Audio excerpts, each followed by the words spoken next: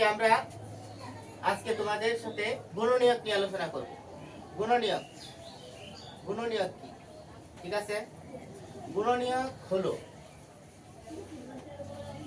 হলো কোন সংখ্যার গুণনীয়ক হলো সেই সব সংখ্যা যাদের দ্বারা ওই সংখ্যাকে ভাগ করলে কোনো ভাগশেষ। গুণনীয়ক হলো সেই সব সংখ্যা যাদের দ্বারা কোন সংখ্যাকে ভাগ করলে আর কোনো ভাগশেষ থাকে না। বুঝতে পারছো কোন কথাটা? আমরা যদি কোনো সংখ্যাকে ভাগ করি, অর্থাৎ যে সকল সংখ্যা দ্বারা ভাগ করলে কি থাকবে না, কোনো ভাগশেষ থাকবে না। বুঝতে পারছো কোন কথাটা? এখন লক্ষ্য করো যে আমরা 8 আমরা গুণনীয়ক বের করব। কার গুণনীয়ক বের করব? 8 গুণনীয়ক। এখন 8 কে আমরা সেই সকল সংখ্যা দ্বারা কি করব? ভাগ করব। সেই সকল সংখ্যা দ্বারা 8 কে ভাগ করলে কি থাকবে না? ভাগশেষ থাকবে না। ঠিক আছে, এখন লক্ষ্য করো 8 এর গুণনীয়ক।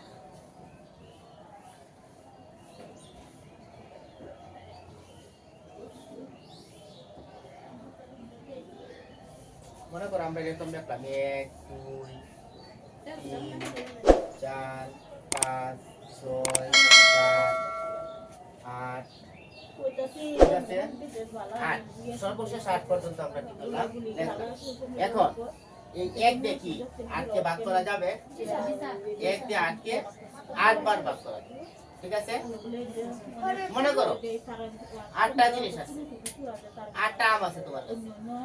এখন যদি বলা হয় একটা করে আম, কয়জনকে দিতে পারবে? একটা করে আম 8 জনকে দেওয়া যাবে। একটা করে আম কয়জনকে দেওয়া যাবে? 8 জনকে দেওয়া যাবে। তাহলে 1 হচ্ছে 8 এর একটা গুণনীয়ক। বুঝছো কোন কথাটা? বুঝতে পারছো কোন কথাটা? 1 হচ্ছে 8 এর একটা গুণনীয়ক। এখন যদি বলি তাহলে এই গুণনীয়কটাকে আমরা কি গুণ চিহ্ন দিই। ঠিক আছে কোন কথাটা? যে 1 হচ্ছে 8 এর গুণনীয়ক। অর্থাৎ 8 এর গুণনীয়কগুলো আমরা কি করব? গুণ চিহ্ন দ্বারা চিহ্নিত করে বলবো। বুঝতে পারছো কোন কথাটা? এখন যদি আমরা 2টা করে আম দেই, 8টা আম কয়জনকে দেওয়া যাবে? তাহলে কি আরো আম অবশিষ্ট থাকবো? থাকতো না। তাহলে এই 2 হচ্ছে কি 8 এর গুণনীয়ক। 2 হচ্ছে 8 এর গুণনীয়ক।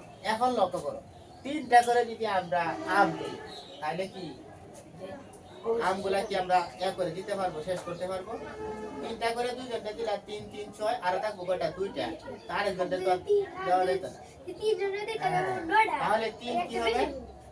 8 এর গুণনীয়ক হবে না। এখন লক্ষ্য করো 4, 8টা আম যদি 4 জনকে আমরা দিই, অর্থাৎ 2 জনকে দিই, তাহলে কি 4টা করে দেওয়া যাবে। তাহলে 4 হচ্ছে 8 এর গুণনীয়ক। এখন কি 5, 8টা আম কি 5টা করে কি দেওয়া যাবে? 6টা করে দেওয়া যাবে, 7টা করে দেওয়া যাবে। এখন কি আছে? 8। তাহলে কি 8টা একজনটাকে দিতে পারবা, অর্থাৎ তাহলে কি হবে? সম্পূর্ণ শেষ হয়ে যাবে, আর কোনো অবশিষ্ট থাকবে না। তাহলে আমরা কি পাইলাম? 8। তাহলে 1 2 4 এবং 8, 1 2 এবং 4 8 হচ্ছে কি 8 এর গুণনীয়ক। 8 এর গুণনীয়ক।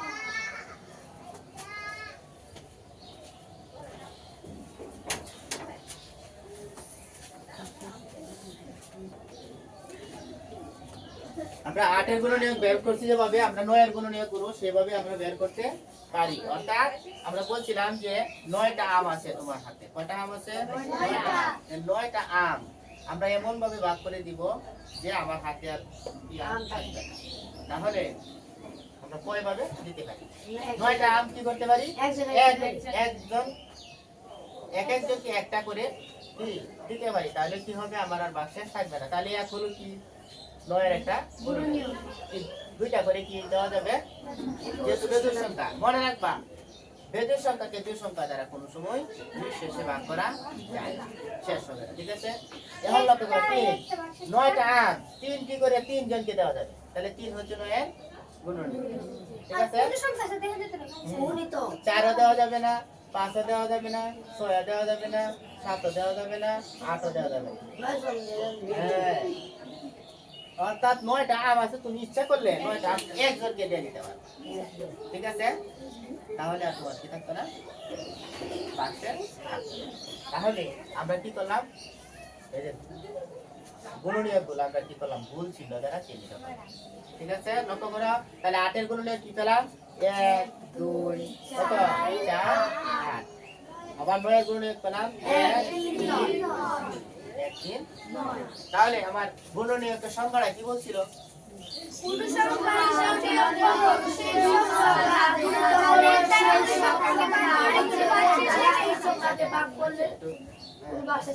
ঠিক আছে? গুণনীয়ক হলো কোন সংখ্যাকে কি আমরা কি করব, ভাগ করব, অর্থাৎ যে সকল সংখ্যা দ্বারা ভাগ করলে আর কি থাকে না, ভাগশেষ থাকে। অর্থাৎ যে সকল সংখ্যা দ্বারা ভাগ করতে পারবো আমরা, ওই সংখ্যাগুলো হচ্ছে এই নির্দিষ্ট সংখ্যা, ঠিক আছে? কোন কথাটা, এই নির্দিষ্ট সংখ্যা, বুঝতে পারছো? এখন লক্ষ্য করো, এটাকে আরো আমরা অন্যভাবে আমরা কি করতে পারি, বের করতে পারি। যেমন 8 এর গুণনীয়ক বের করতাম, তাহলে আমরা 8 কে লিখবো, কি লিখবো, 8 এর গুণনীয়ক। আমরা একটু রাস্তা আছে, 8 এর গুণনীয়ক আমরা বের করবো, তাহলে 8 কে আমরা লিখে আমরা বলছি না দেবো, এখন আমরা কি করবো, এরকম ভাবে লিখবো। 8 কে কি করা যায়, ভাগ করা যায়, কি দ্বারা ভাগ করা যায়, 2 দ্বারা ভাগ করা যায়, ঠিক আছে? 4 2 গুণে 4 2 গুণে কত, এটা বলছি তো, কারণ এটাকে তো আরো ভাগ করা যাচ্ছে। এখন লক্ষ্য করো, 4 কে আবার আমরা কি করতে পারি, হ্যাঁ, ঠিক আছে বলবো তারা। তাহলে আমরা লিখবো 8 এর গুণনীয়ক কি হতে পারে, 8 এর এক তো স্যার সব দিকে গুণনীয়ক, সব কিছু গুণনীয়ক। 8 এর গুণনীয়ক কি, প্রথম 8 একে যে কোনো সংখ্যাকে কি করতে পারে, এক দ্বারা এক দ্বারা ভাগ করা যায়। তোমাদের বইয়ে আছে দেখবা যে যে কোনো সংখ্যার গুণনীয়ক 1 এবং ওই সংখ্যা, যে কোনো সংখ্যার গুণনীয়ক, মনে করো 8 একটা সংখ্যা, তার গুণনীয়ক দুইটা আছে, 1 এবং সে নিজে, 1 এবং সে নিজে, তাহলে 1 এবং সে নিজে লিখে লাগতো না, তাহলে 8 এর গুণনীয়ক প্রথমে, এরপরে তো 2 আছে, ঠিক আছে? এরপরে কি করো, 2 আর 2 গুণ করলে 4 হয়, এবারে 2 আর 2 গুণ করলে 4 হয়, ঠিক আছে? এখানে কি 3 বানানো যাবে, 1 2 4, এরপরে কি সে নিজে, 1 2 4 8। দেখো 8 এর গুণনীয়ক কি, আমরা 1 2 4 8 পেলাম না, বুঝছো কোন কথাটা? আমরা বিভিন্ন কৌশলে আমরা কি করতে পারি, গুণনীয়ক বের করতে পারি। পরেছে 9 এর গুণনীয়ক। এখন আমরা জানি যে কোনো সংখ্যার গুণনীয়ক দুইটা আছে, সবসময় আছে, ঠিক আছে? 1 এবং সে নিজে, তাহলে এখানে কিন্তু 1 আছে, ঠিক আছে? এখন আমরা কি করতে পারি, 9 কে আমরা কি কি দ্বারা ভাগ করতে পারি, 2 দ্বারা যাবে, হ্যাঁ, 3 3 গুণে, ঠিক আছে? যখন আর 3 3টা বলা যাবে না, গুণ বলবা, একটু সুন্দর ভাবে বলবা, 3 3 গুণে 9, 3 দ্বারা গুণ করলে কি হয়, 9 হয়। 3 কে 3 দ্বারা গুণ করলে কি হয়, 9 হয়, 3 3 গুণে 9। তাহলে আমরা 9 এর গুণনীয়ক কি লিখব, 9 এর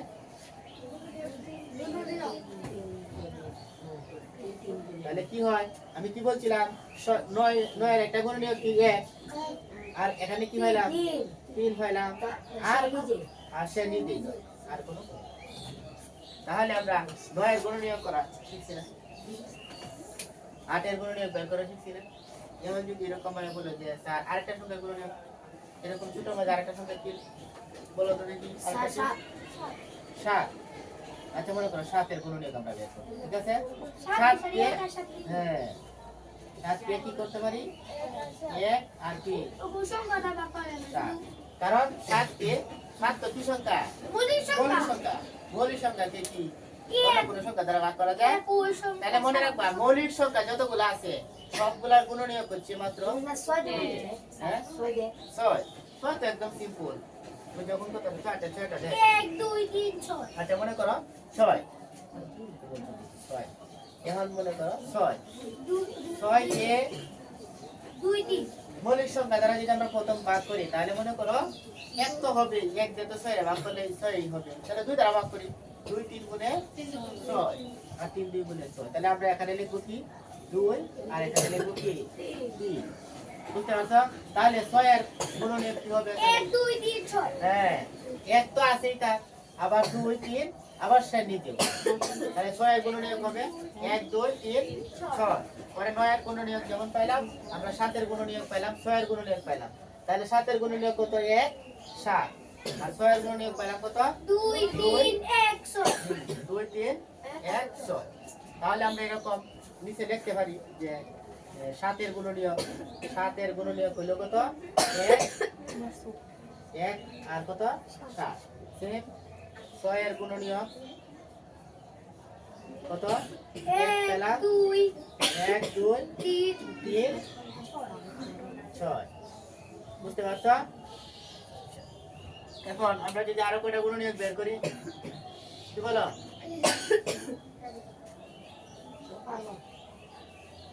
তো হেল্প করো তাহলে আমরা একটু বড় সংখ্যা চাই 10 এর পরে যাই হ্যাঁ 11 তো মৌলিক সংখ্যা না অর্থাৎ মৌলিক সংখ্যার গুণনীয়ক 2 চাই বুঝতে কোন কথাটা আচ্ছা আমরা 12 হইবে সাপোজ 12 পরে এটা রাত লিখতে দিতে আচ্ছা আচ্ছা লক্ষ্য করো 12 এত উপরে না যান আস্তে আস্তে যাই 20 পর্যন্ত থাকি 12 2 12 রে কি দ্বারা ভাগ করে যায় 2 2 দ্বারা আর 6 2 আর 6 কে আরো ভাগ করে যায় ঠিক আছে 2 দে আর 2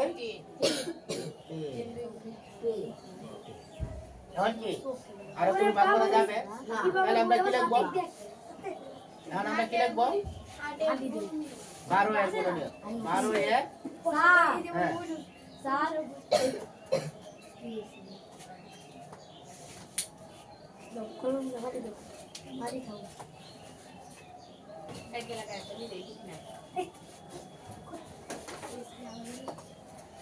আচ্ছা লক্ষ্য করো তাহলে আমরা 12 এর গুণনীয়কগুলো আমরা বের করব 12 হ্যাঁ গুণনীয়কগুলো আমরা কি করব বের করব তাহলে কি 12 এর গুণনীয়ক আমরা জানি একটা 1 প্রথমে কি লিখতে হবে একটা 1 এরপরে দেখো সবচেয়ে ছোট সংখ্যা কি আছে 2 এরপরে কি আছে 3 শুনো 3 এর পরে যদি হয় এখানে 2 আছে 2 আছে 2 দিয়ে 2 এর গুণ করলে কত 2 গুণে 4 এখানে দেখো আবার 2 দিয়ে 3 এর গুণ করলে 3 গুণে 6 ঠিক আছে তো 6 তো আছে এখানে গুণ করলে হবে আবার 6 6 তো দুগুণে আছে 12 6 দুগুণে আবার 12 এরপরে কি আছে 12 আছে আমার কারণ 12 নিজেই হচ্ছে কি 12 নিজের গুণনীয় অর্থাৎ যে কোনো সংখ্যা দুইটা গুণনীয়ক আছে আর ওখানে আরো বড় একটা দিই কি ওই সংখ্যা তাহলে আমরা 12 এর গুণনীয়ক পেলাম কি 1 2 3 4 6 বুঝতে পারছো তো চলে যাচ্ছে আমরা আস্তে আস্তে তো সামনের দিকে আগাবো 12 মনে করো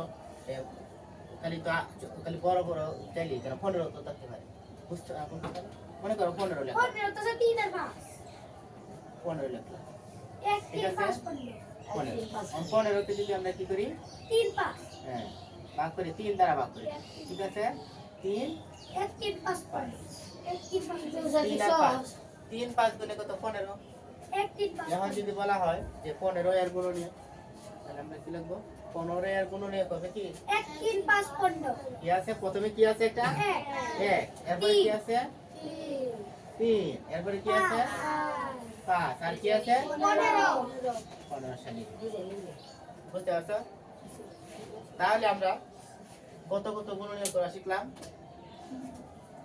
8 9 12 15 8 9 6 7 8 আরে 11 করে এখন রইলো 11 13 ঠিক আছে 11 হাজার করাইছো করাইছে 11 1100 করাইছে আচ্ছা এই মৌলিক সংখ্যার গুণনীয়ক দুইটা আচ্ছা 11 আচ্ছা 11 লিখলাম এখানে এরপরে 11 11 আর 11 কি দেখা যায় একমাত্র আচ্ছা দেখানো লাগে না মনে করো আচ্ছা দেখ তারপরে দেখা যায় এক আর হচ্ছে কি হ্যাঁ 13 11 কারণ 11 তো এক এবং তাহলে 11 এর গুণনীয়ক কি 11 এর গুণনীয়ক এক ঠিক আছে 1 এবং 11 বুঝতে পারছো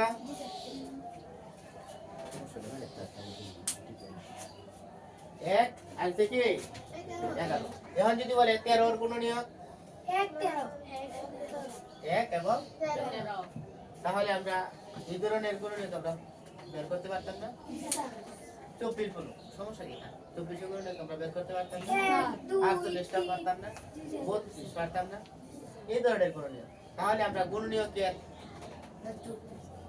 বিষয় আমরা বুঝলাম না অর্থাৎ গুণনীয়ক কি সংখ্যাটা আমরা কি বলছি কোন সংখ্যার গুণনীয়ক হলো কি সেই সব সংখ্যা যাদের দ্বারা ওই সংখ্যাকে ভাগ করলে আর কোনো ভাগশেষ থাকে না তাহলে এই যে 12 এর গুণনীয়ক হলো এই সকল সংখ্যা এটা দ্বারা যদি এটাকে ভাগ করি আর কোনো ভাগশেষ থাকবে না 2 দ্বারা যদি 12 কে ভাগ করি কোনো ভাগশেষ থাকবে না 3 দ্বারা যদি 12 কে ভাগ করি কোনো ভাগশেষ থাকবে না 4 দ্বারা যদি 12 কে ভাগ করি কোনো ভাগশেষ থাকবে না 6 দ্বারা যদি 12 কে ভাগ করি কোনো ভাগশেষ থাকবে না 12 দ্বারা যদি ভাগ করি তাহলে কোনো ভাগশেষ থাকবে না এখন কি গুণনীয়ক সম্পর্কে কি ঝামেলা শেষ হয়েছে বুঝতে পারছো এখন যদি বলো যে স্যার আরেকটা গুণনীয়ক বের করুন একটু বড় কি বের করতাম 48 48 24 টা কি 48 এর দ্বারা 48 সংসার বাড়ি পারো দুইটা দেব একটা দেব 1 2 3 দে 6 দে তাহলে আমরা কি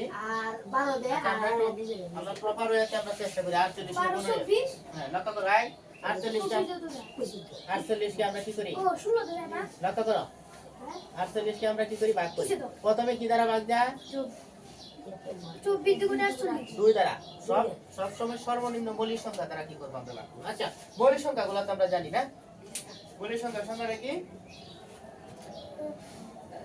কোন সংখ্যাকে অর্থাৎ মৌলিক সংখ্যাকে 1 এবং যখন কোন সংখ্যাকে 1 এবং ওই সংখ্যা ছাড়া আর কোন সংখ্যা দ্বারা ভাগ করা যায় না তাদেরকে কি অর্থাৎ সেই সংখ্যাকে মৌলিক সংখ্যা বলা বুঝতে পারছো কোন কথাটা মানে মৌলিক সংখ্যা হচ্ছে এমন একটা সংখ্যা তাকে শুধুমাত্র 1 দ্বারা ভাগ যাবে আর ওই সংখ্যা দ্বারা নিজ দ্বারা ভাগ যাবে আর কোন সংখ্যা দ্বারা ভাগ যাবে না যেমন মনে করো 2 কে কি করা যাবে 1 দিয়ে ভাগ করা যাবে 2 দ্বারা ভাগ করা যাবে 2 কি মৌলিক সংখ্যা নেই মৌলিক সংখ্যা 2 একটা মৌলিক সংখ্যা সর্বনিম্ন মৌলিক সংখ্যা হচ্ছে কি 2 এবং পরীক্ষা আসতে পারে জোড় মৌলিক সংখ্যা কোনটি একমাত্র মৌলিক সংখ্যা জোড় হচ্ছে 2 একমাত্র মৌলিক সংখ্যা জোড় হচ্ছে 2 বুঝতে পারছো আর কোনো জোড় মৌলিক সংখ্যা নেই পরীক্ষা আসতে পারে এই যে অবজেক্টিভ প্রশ্ন আছে না ছোট যে সর্বনিম্ন মৌলিক সংখ্যা কোনটি সর্বনিম্ন মৌলিক সংখ্যা হচ্ছে কি 2 বুঝতে পারছো কোন কথাটা তাহলে আমরা এটাই কি করি 2 দিয়ে 24 48 এর আমরা কি করি 2 দিয়ে 24 হ্যাঁ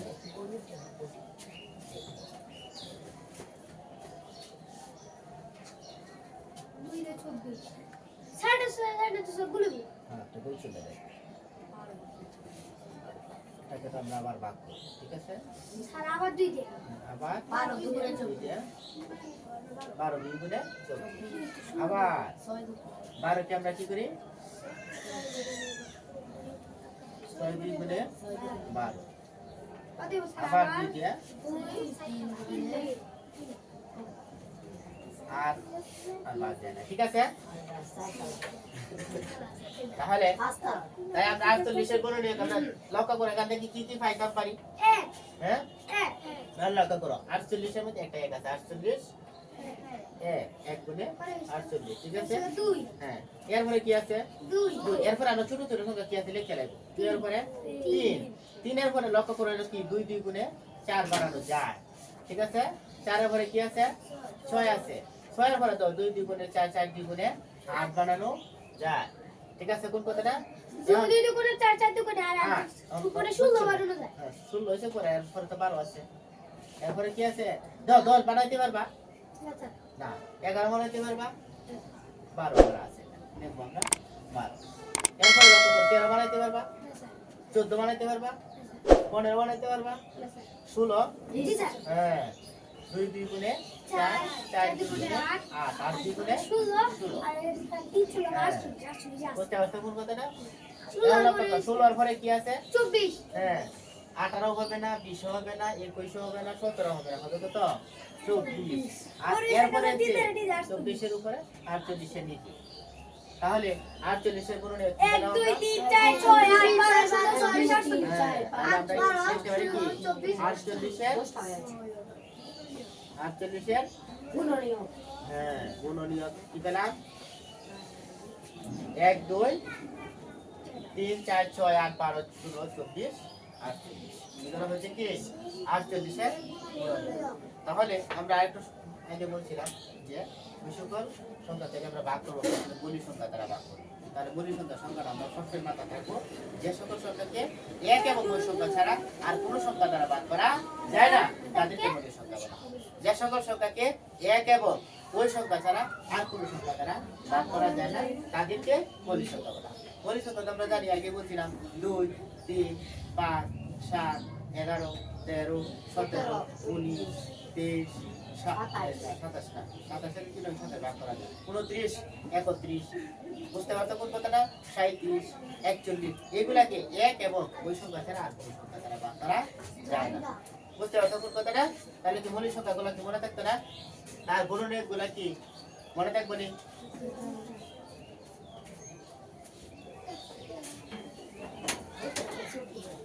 স্যার কটা বাজে দিয়েছে স্যার